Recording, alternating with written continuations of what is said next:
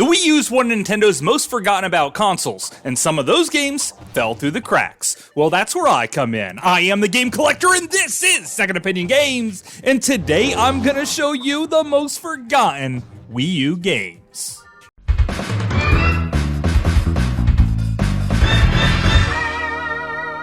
Second Opinion Games. Mighty Number 9, a speedrunning classic. At least it would have been if they could actually control the frame rate and steady that all out. This is very much a Mega Man style game, and even though speedrunners ended up hating it, regular people hated it even more because if you died in a tricky spot, it could take up to 45 seconds to reload your character and try again just to die nearly instantly. The whole gimmick of the game is you have to shoot and then do this quick dash move. I love the dash move. This game could have been really quite good if they didn't completely screw it up. Jeopardy, finally a game show that is completely true to the source material, complete with Alex Trebek's voice, because I think they ripped the questions directly from the show, which means some of them are really difficult. The controls are spot on perfect because the Wiimote works great for it, and so does the tablet itself. The more you play, the more costumes you could unlock if you're really interested in that. People that want to play this want to play it for the hard questions. They don't care about all those extra unlockables, and this is a terrific game. Going with a little bit more action, Call of Duty Ghost was completely ghosted by Modern Warfare fans. You could even play the original Modern Warfare game for the Wii U online all the way through 2023, and trying to find a single person to play with you for this one is nearly impossible. Also, you can set bots, so which means you can practice your best game. You just can't play with anyone online. The main storyline here is pretty cool. I do enjoy a good space shootout, and it's a shame because this first-person shooter might be one of the best for the console, and most people just don't care. Another big budget release, Assassin's Creed Black Flag, was pretty much the very best in all of the Assassin's Creed series. You have pirates, you have boats, you have massive shootouts, and they don't need to explain anything that happens because they believe that you've already played all of the previous Assassin's Creed games leading up to this one. I really do enjoy exploring the islands and effing around, which is pretty much what this whole game is. Just effing around and trying to find out. Wii Sports Club is one of the hardest to find games for the system, and it's only really known about by the true collectors. Most people really think it's just a remade version of Wii Sports, and it is, except for a couple little differences. When you're playing boxing, you use the Wii Motion Plus, which means you could accurately throw punches this time around, and also in the baseball mode, it uses the camera on the tablet thing and all the gyros to catch the ball, which means there's actually a little bit more gameplay than the original Wii Sports game itself. I really love it, and it's a shame that most people never played this version of the game.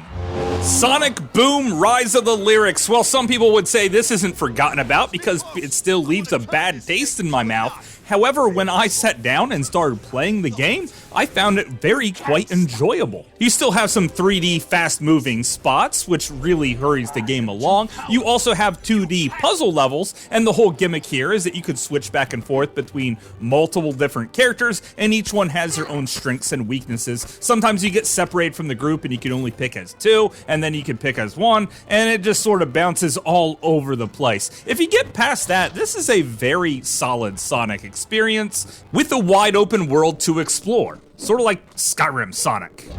Tumblestone, how the heck did this get a physical release? It's one of those match 3 games that women always love. You can play it multiplayer, you can play a quest mode that feels like it goes on forever, and it always gets it a little bit more difficult. This is a puzzle game that really makes you think rather than using reflexes, which means you're gonna be restarting the puzzle again and again just to try and figure out the proper way to throw down the blocks, and it gets quite annoying. Luckily, some of the other modes here completely save the game, and it's a heck of a lot of fun. If you like this game, heck, you could probably download it on your cell phone for $2 or maybe even cheaper instead of the $20 that I picked it up for.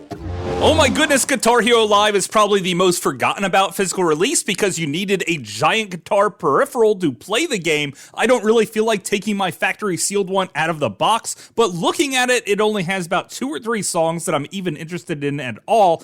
And I guess while you're playing the game, there'll be a music video going on. I didn't really want to get copyright restricted for this anyway. Now let's look at some downloadable titles that range from worth mentioning to definitely should have got a physical release.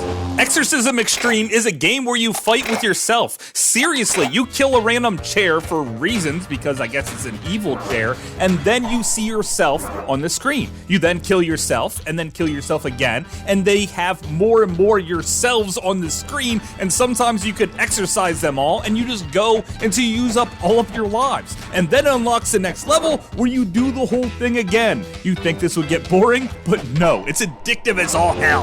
Human Resource Machine by the Tomorrow Corporation is a game that's guaranteed to make you feel completely bored. Basically, it's the future where humans are completely useless, and the only thing that they could do is human resources crap like shuffling papers around. Sure, this is a puzzle game where you have to figure out what the game wants you to do, which is what Human Resources is. Pointless. Mario vs. Donkey Kong Tipping Stars. I much rather be playing a real Mario vs. Donkey Kong game, like the 1994 Game Boy one, rather than playing this. It's too slow-paced and it makes me think way too much. I'm more of an action-reaction type of guy. However, chicks really do love this game, probably because of its cutesy atmosphere and all the little toys wandering around. Just as cutesy and demanding a physical release was new and tasty Abes Odyssey. This is the PlayStation 1 classic, completely graphically overhauled and remade. I think they may have added a few extra things in here. I used to watch the opening cutscene on the PlayStation 1 non-stop when I was a kid, and I was just amazed by how beautiful that game was, and then now I am nearly floored. I was dedicated to this when it came out because I was never able to beat the PlayStation 1 version of the game, and I still cannot beat this one. Some of these puzzles are just frustrating as all heck, and I can't figure out where the heck all the guys are that I need to save. I keep on killing them half the time by my own choices. You can take over the bodies of the enemies, but sometimes that's not even close to the right answer because there'll be other things to electrocute you, and you'll feel bad for Abe every single time you kill him, which is pretty much non-stop. Make sure you pick up New and Tasty. Oh wait, you can't, because the eShop's closed, so all these games are left behind now. Octodad's Dadliest Catch is a game where you play as an octopus trying to do just normal things that humans would do, only you can't really do it that well because, well, the controls are just plain jank, and that's really the purpose of the game, is just to be as hilarious as possible. Just trying to do simple things like grab a jar of peanut butter off the shelf is nearly impossible. You're going to be doing chores just like you would in your everyday life, only this time it's actually going to be fun. Paper Monster Recruit's controls are spot on. This is a 2D action platform game that I completely left off my top 30 downloadable titles because I actually thought it got a physical release. This game is such a high quality caliber that it puts Mario to shame. It's a little bit slower paced in the beginning, but then you pick up different power-ups and a laser gun where you can shoot your opponents rather than just jumping on their head. There's also vehicles in here, and the whole thing's done with a beautiful cardboard art style. This is 2D action platforming at its very best, and its simplest, so everyone in the family can enjoy it. Unlike our last game, which might be a little bit more adult and is pretty much my white whale of the system.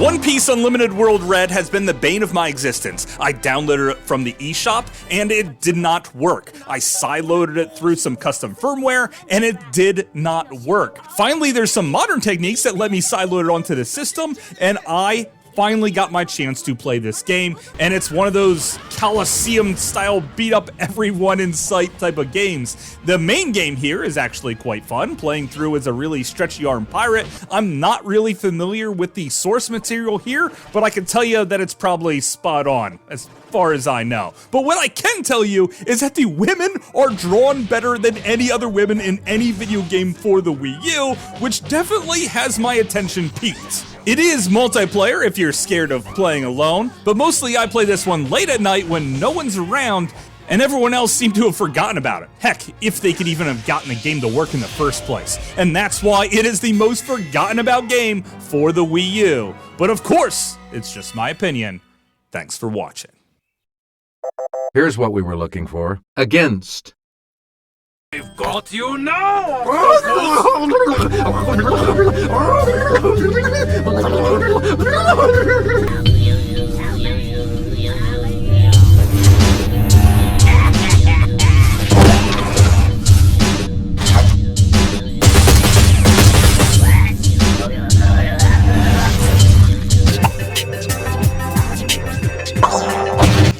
guys enjoyed this video. I had a great time making it because the Wii U is one of my favorite game systems of all times. So at this point, I think I talked about like every single Wii U game. So if you think I missed a Wii U game, judging by my playlist of Wii U titles, well, make sure you leave me a comment in the comment box down below of what the freak game that was.